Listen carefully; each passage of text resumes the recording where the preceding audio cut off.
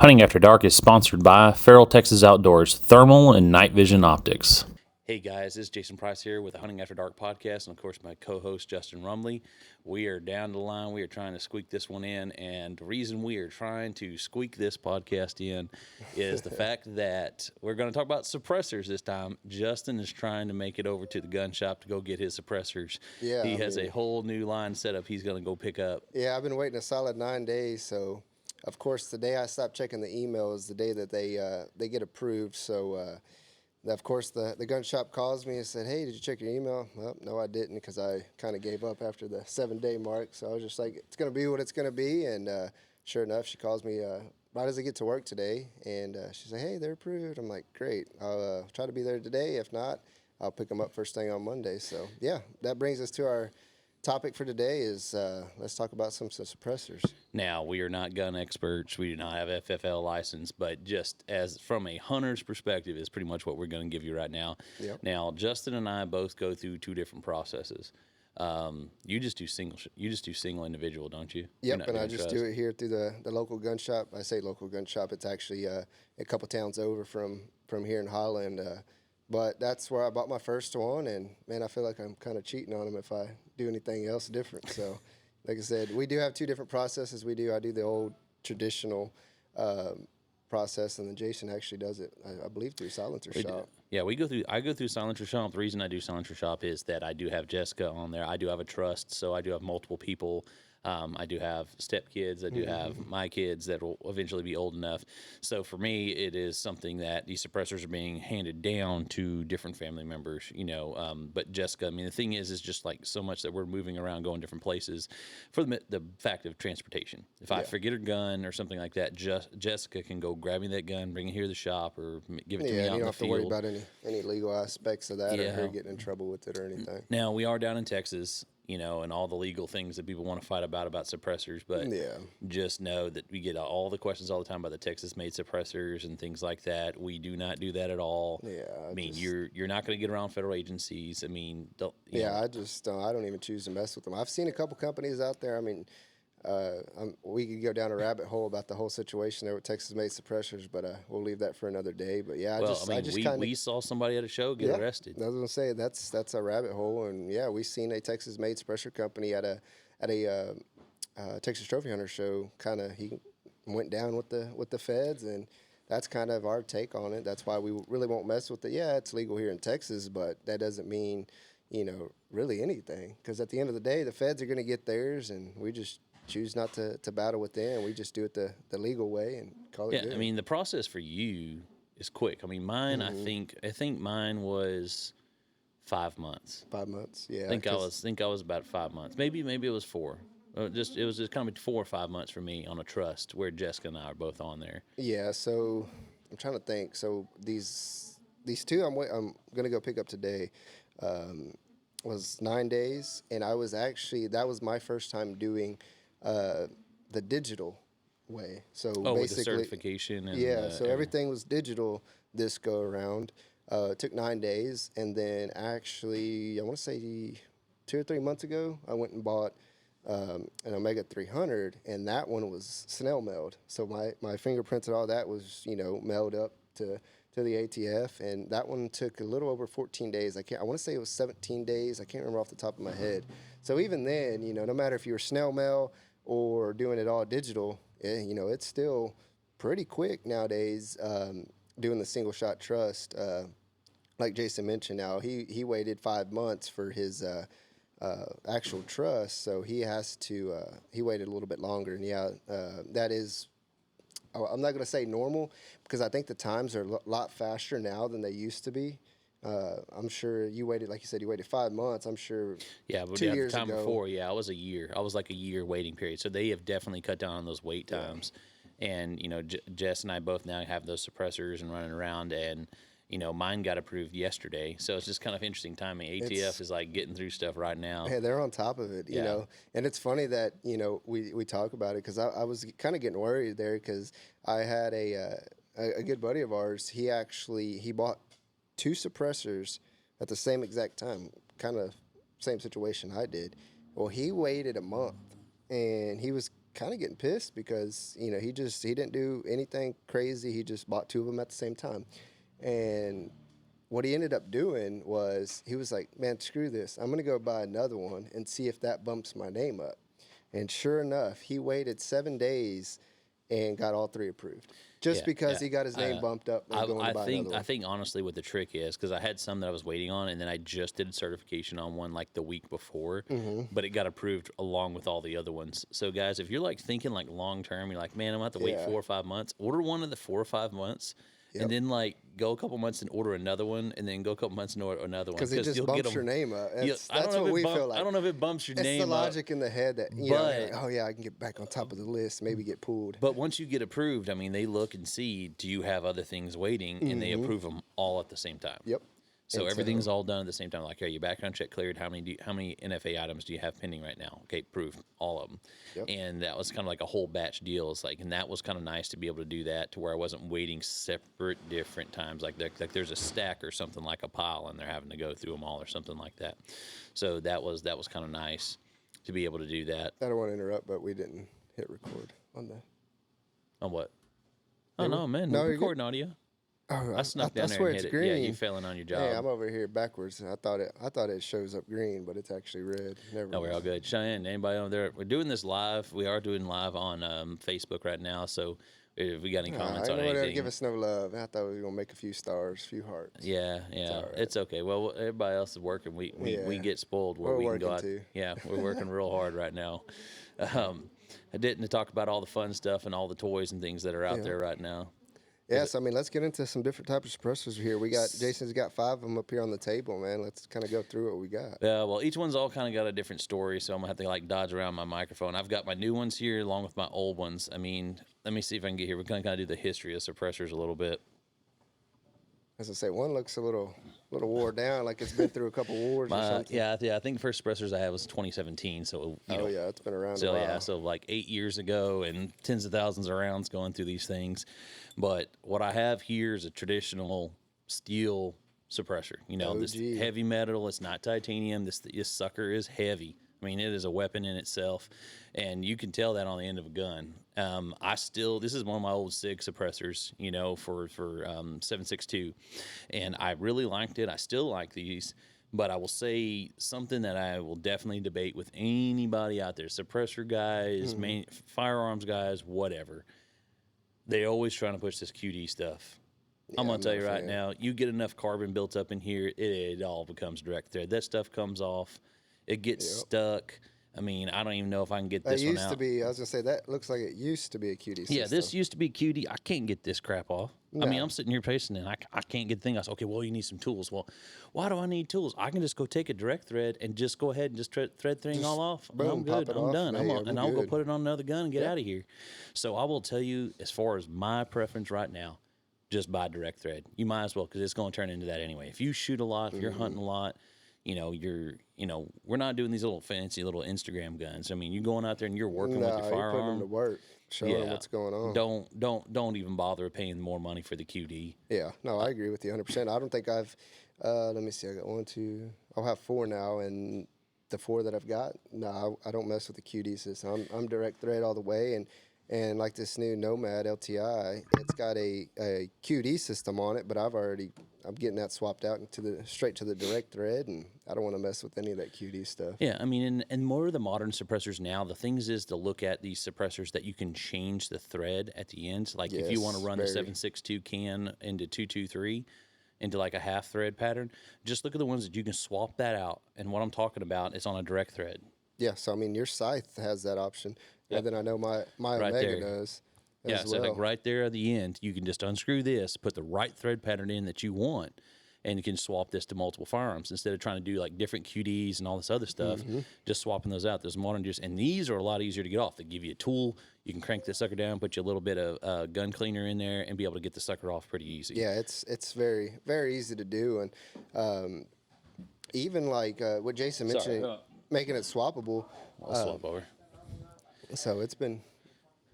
So yeah, so this is my newest can. This is the one that I've waited for. Sorry guys, what the take a second. Y'all good? Sorry about that. But no, but this is the scythe. This one's actually colored. They actually kind of have it in black, and then they kind of have it in their regular. I don't know. That's kind of color that is, that titanium kind of color. But this is a titanium can, super lightweight. I will say that the Silence Co. reps, we know them very well. They knew I fell in love with this can. I finally got this can, and I'm definitely going to be using it. I wanted weight reduction. Now, that's the thing with suppressors that you and I both go back and forth. There is different trains of thoughts for suppressors. Outside direct, quick QD or direct thread is going through and what do you want that suppressor to do? Me, I wanted lightweight. I don't care if it's the quietest one out there. I wanted something super lightweight. So if I'm transporting farm, I run ARs. Justin likes to do bolt actions. Oh, yeah. Bolt action all the way. And so for me, I wanted something that is weight reduction. I mean, have you even felt this thing yet? Oh, yeah. Oh, yeah, at the show. That's right. It's super light, man. I think this one, I looked at the specs. It was about 7.3 ounces. I want to say is the exact weight of it. But, yeah, man, it's super, super light. And I've been looking at this one hard, and I don't know. I mean, it's very... That's the one Colt has, too. Yeah, I mean, it's impressive, but, like, Jason, he's looking for the most lightweight can that he can find. I'm mainly looking for that high decibel reduction, length, something that's going to basically quiet it down tremendously. And the lightweight stuff, yes, it's great, but I don't feel like it has a decibel reduction as something a little bit heavier. So I'm willing to sacrifice a little weight for, more decibel reduction. So, well, like something like this Nomad L, this is what you're looking at. When in a Nomad L? Yeah, so and this is a titanium. It is still pretty good heavy because of good size, but... Yeah, so I'm getting the new one is the Nomad LTI XC. So it is their new TI version. This one's, I think it's actually, this one's twice the weight of this one because I know the new LTI that I'm getting, it's 11 ounces. So damn, now I need to upgrade that one. Yeah, now my longer suppressor. And it's just as long as this one. I want to say it's probably the same length, but I think it's definitely half the weight as this one. Yeah, that one's like 2 years old. Yeah, so they have the new LTI is their new titanium series. The most common one is the TI. But like I said, I got the LTI, which is the long titanium. That's really all it stands for. You're just getting the longer version, and that's mainly me looking for more decibel reduction, so I can quiet down my guns a little bit more. I mean, I like that one. And anybody that always talks about decibel reduction, I was like, that's one that I grab. It is longer. You can use longer suppressors. And the whole science behind it is, of course, more baffles to reduce that sound. Yeah, and I agree. But you're playing the game of the happy medium of. We were talking about it earlier. Longer suppressors, more baffles. You lose feet per second when you go off of there, and you try to kind of balance that out a little bit. Yeah, it's mainly and the reason why is like I said, I'm looking for the decibel reduction, but yes, I'm also looking for speed on my bullet. So yeah, it's gonna basically slow the bullet down just to get some more quiet, but the load is kind of being built around a suppressor the same length, and I was hoping to find that same suppressor that the buddy of mine who's making the hand loads, and we're shooting. Basically, I call them the twin setups. So hoping to find that suppressor, but unfortunately, I can't. They're all out of stock everywhere. It's the Thunder Beast. You look it up. I don't even think they have any on their website. And the sound reduction that he has on his setup with the same bullet, I was just like, holy crap! I was like, that sounds nothing like anything that I've got. So I was like, I need a longer suppressor, same length, and something similar. So I was like, I think this Nomad LTI is going to be perfect. So that's what I'm hoping for. And like Jason said, that happy medium, I'm still looking for speed, but I'm looking for sound reduction, and I'm hoping that LTI can get me where I want to be. But if it can't, I think I'm back to the drawing board. Yeah. Well, some of the funny things about suppressors is changes in technology. We talked about steel cans, talking about titanium cans, long versus short, lightweight. Mm-hmm. There's something new. And that's what I'm sitting here grabbing. And I got this one just to see what new technology was going to do. This one here is the Huxworks. This is the Flow. I think this is our Flow TI. So got to make sure I say the right name on 762 Flow TI, isn't it? Yep. I want to say, yeah. Flow 762. And they're becoming very popular. I've seen a lot of it here a lot lately. So I'm just very curious to what that's going to do for you. Yeah, because traditionally what you have is you have your baffles put in, and then those are all welded in and sealed up. Well, they have gone to a 3D print design here at Huxworks, so they are the first suppressor company, I guess, to do 3D print type designs. But I'm going to tell you right now, How do you like that reservoir tip, buddy? How's that No, look right there? The nip special, man. That looks like a straight nipple. This thing looks a little different. It is a little odd, but I That's will all say right, we're going man. to be interesting to see what this But I thing's going think to do. the design around that, that's why it's called the flow, is everything is flowing outward, and that's kind of the reason for the tip is doesn't allow any blow back. Everything is flowing out. Yeah, that's So what I that's want to see. kind of like there's science behind it. So like I said, I'm very curious to see if it's flowing outward, you're not getting any blowback, or all the sound, all the flow is going out, kind of in the name. But I'm very curious to see what it's going to do. Yeah, for you. like the other night, we were shooting and, we were running kind of smaller thermals. They're more compact, so we were just a little bit more over closer to the eyepiece, getting closer up to it, right near the ejection port on my gun. Yeah. And I was getting blowback into my face a little bit.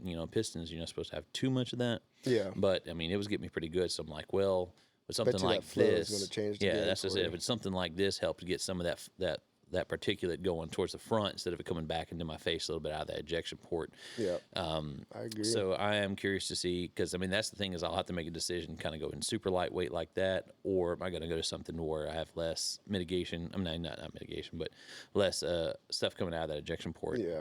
Just that agree. particulate coming out here and that blowback. So I don't know. This one's going to be kind of a feel fun like one to it's- try out. I know it said, what is it? I think it said, 100 rounds or something like that to kind of really break it in. And then I want to say from my readings and clean my it just out. talking to people who have ran them, it said it's more of an AR platform can more than a bolt action, just Yeah, that would make because sense. your flow's going out, all your blowback from your AR platforms, it doesn't allow for that to happen because you're shooting it through the suppressor. So from what I've read, from what I've heard, it's mainly an AR platform can. So like I said, I'm very interested to see what it's going to do for you on your AR platforms. Yeah. So now I'm going to get to suppressor horror stories. Oh yeah, I'm curious to hear about this. My one last here. can, I'll try not to say their name. If somebody recognizes this can, this is going to be all on them. All right. So this goes back a little bit to my story of direct thread type cans. So I have a can here with a baffle strike. It did not catch any of the internal baffles, but it did catch the end cap piece when the round was coming out. So what happened in this situation? Now, I was hunting with a buddy of mine, and we were running thermals, and we're shooting, and he's sitting next to me, and he shoots once, then he shoots twice. The second time he shoots, it sounds like a cannon went off next to me, and I was like, stop, stop, stop, because the first thing I went to is like, he blew up that can. Yeah. Like I mean, he blew it up, like a round went off, something's not right. So I go over to him, he's like, yeah, something kind of like sparked and came back, kind of hit me a little bit in the face and a little bit on my hand. Oh boy. Yeah, it's a little bit on his hand. I guess it was when he was holding up here. It's like something kind of hit his hand. And so I go and I look at the gun. The suppressor is gone. It is gone. We're in a hayfield that is about knee high, and it is gone. We were shooting at pigs. Those pigs are running around. This thing is nowhere to be seen. Done blew your suppressor off. We pull the thermal footage because we were recording, and it looked like a Coke can flew over through the air, like arced, like someone took a Coke can, threw a perfect spiral and threw it through the air. You can just see this circle ring just going, and that thermal picked it up. And so all right, so we're like matching up trees in the distance. We're like, okay, it's at this angle, we're gonna go there. Yeah. I looked several days. I went during the day. I even went and bought a metal detector and tried to find it. But the grass is knee high, so it only goes down so far. So you're like holding it over the grass like this, and you're like, it just didn't do any good. Much. Somehow they went, I think it was probably a month later, they cut that field. And he found it. I went and got that metal detector and found the dang thing. Holy crap, now, man. Yeah, I guess you can commend them for that. They had a can that was stood through the rain and everything else, and I've shot this can since then. And it still was able to hold up, probably getting run over the tractor, probably got hit with the baler, I don't know. I mean, with the rake, I don't know. That's crazy. But this is one of these situations of why did this happen? Well, the reason this happened is the way that this adapter piece is for this QD is it gets particulate and it gets carbon buildup on the little teeth in here. And these little teeth in here get built up, and if you're not careful to clean those, it will not properly latch, or it will feel Like you latch this thing in there and you've got it perfectly ratcheted down, and you don't. When pressure builds up in there and you're shooting rounds through, like I said, he cleared one round, then the second one Second just hit explodes. his second one hit the end of that end cap and was enough force to rip it off. Yeah, And that's luckily, not good. yeah, luckily it didn't blow up on him or like in his hand, or luckily it just took the can with it that lasted a round. But the baffles inside, I mean, you can see clear it through. There's no chips in there, but there is a chip here on the end. But this was a failure of a QD mount on a suppressor. And then I'm not going to say that's 100% why I don't like the QD system. It's just more of the fact that, just reading behind it, the QD system, it doesn't have quite as much decibel reduction than a direct thread does. So that's like I said, going back is I'm looking for a lot of sound reduction. So, and the science behind it is a direct thread will give you a little bit more of that than a quick QD will. So that's kind of why I fell in love with the direct threads and how easy it is to just swap it. Because all you do is unscrew, boom, you're clear to, there's nothing left on your gun, there's nothing left inside your suppressor, and then you can just move on. And then the couple silencer codes that I have, suppressors, is if you want to go from a 5/8 thread pitch to a 1/2 inch thread pitch, all you do is unscrew the back, put in the different thread pitch, and you're ready to go with whatever gun you want to use. So they're very, very convenient outside of using a QD style system. So that's just one of the few reasons why I don't really mess with the QD systems. I'm all about the direct if you threads. add more to a system, you give more things the opportunity to fail. That's how I said it's the keep it simple, stupid type effect on some of these things. I agree with you.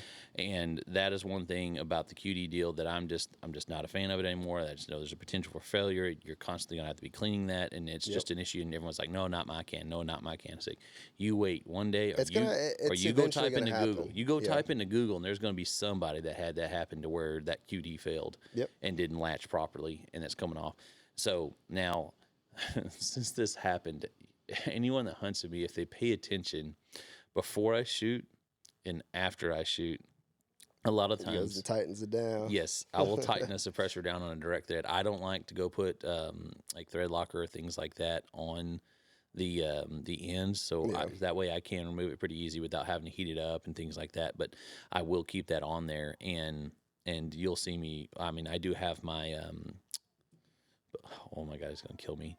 My burn proof wrap on there, so that even after I shoot, it's not burning my hand, and I can tighten that can down. And usually, only it's like a quarter turn half the time. If I ever have had it loose, I've never had one like really completely loose, like wobbling. But I'm always checking those direct thread cans. I've just made it a habit of part of my shooting routine. Like, I agree. Yeah, I turn the can, chamber around. And I always make sure my cans are tight, just because of that direct thread situation. I'm always checking to see if it's going to fail or something's coming off, something's coming loose, something's going on. And I never knew, like, after I shoot, is something going to come up to where I'm going to have to be shooting again? I want to make sure that can's not going to be something that's going to be an issue. So I don't know. I mean, that's just me and kind of my perspectives of hunting with suppressors and doing that kind of things. I will do that, but I will tell you this: I won't hunt with anybody without one. It's just impossible. So if you don't have a suppressor yet, just realize that there are people out there called suppressor snobs. It is a very exclusive club that we are part of.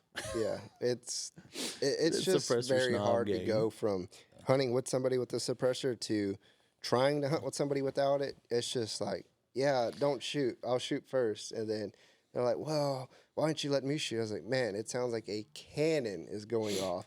So, man. Because we don't wear ear protection. We don't. No, there's no reason to. You don't get any kind of ring out of your ears, no anything. Not saying that it cuts the sound down, 100% or anything, which we all know that's not, quite possible. It's not like the movies or anything where all you hear is like a little pew pew.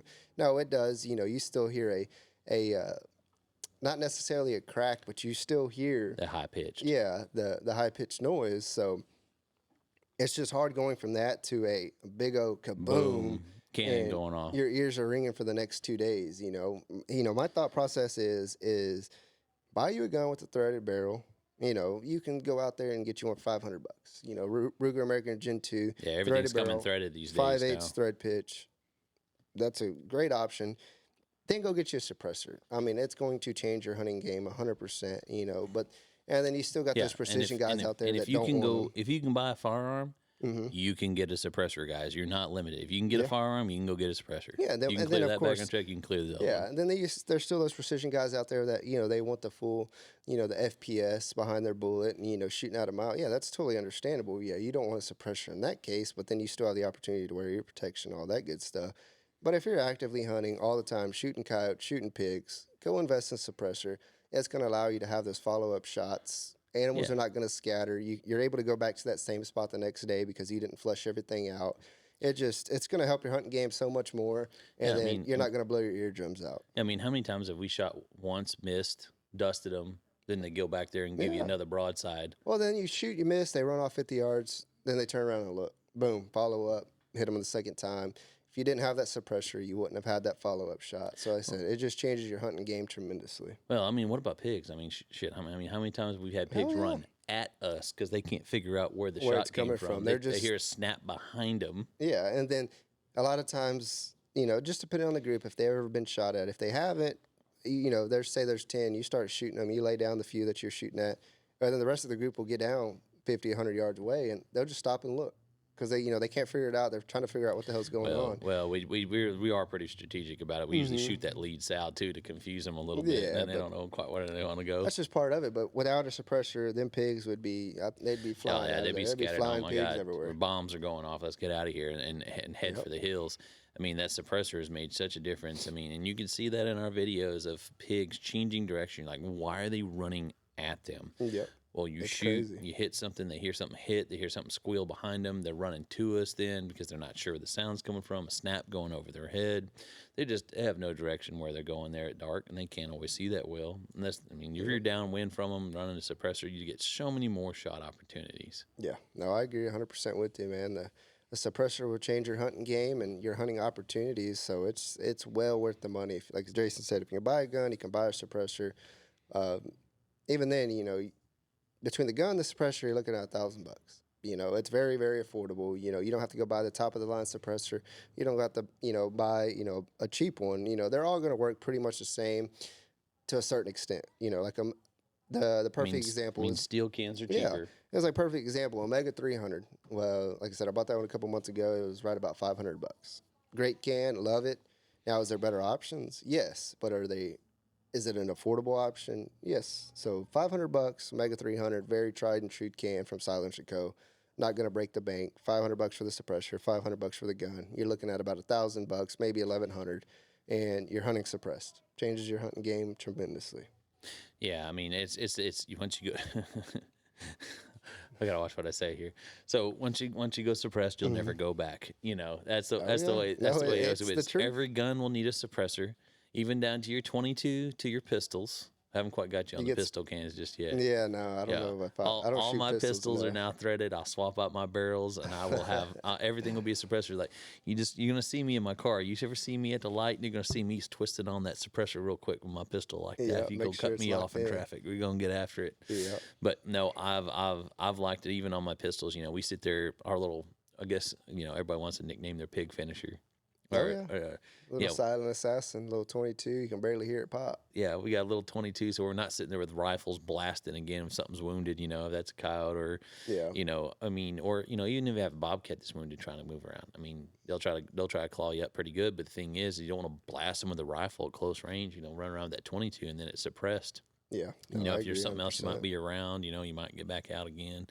Or, animals come back in sometimes not knowing what's going on. But I don't know how many times we've done that where we're sitting there running around with the 22 and trying to be real quiet again and trying to turn a million lights on just to see kind of something, we're going to catch something on the way out. Yeah. But, I mean, I like a suppressed 22. I mean, that thing's pretty sweet. Oh, yeah. I mean, that's kind of the only reason why I did it is because I'm not going to put it on. Yeah, that's what you're picking up today, isn't it? Yeah, I'm not going to put it on a pistol. I'm going to put it on a little probably Ruger 1022 and just run around sniping. Coon Slayer. Yeah, I was going to say you could barely hear it. You're going to hear it go off, and coon's going to be falling. They're not going to know where it came from. Yeah, so. I'm going to tell you right now. Once it's starting to get cooler here in Texas, and once all those leaves fall off, we are going to go coon slaying. I don't know most of these pecan trees around here. I don't know. It might be one of probably my top 3 favorite. Just walking up under there, looking up, and just there's nothing, but there's 4 or 5 coons up there. You're just like, oh yeah, here they have no chance. And here you go with the little semi-auto 1022, pew, pew, pew, letting them go, and it's just raining coons. So that's pretty cool. Well, yeah, wipe them out of trees right there on the river and know where to yeah. go. They make it in the river.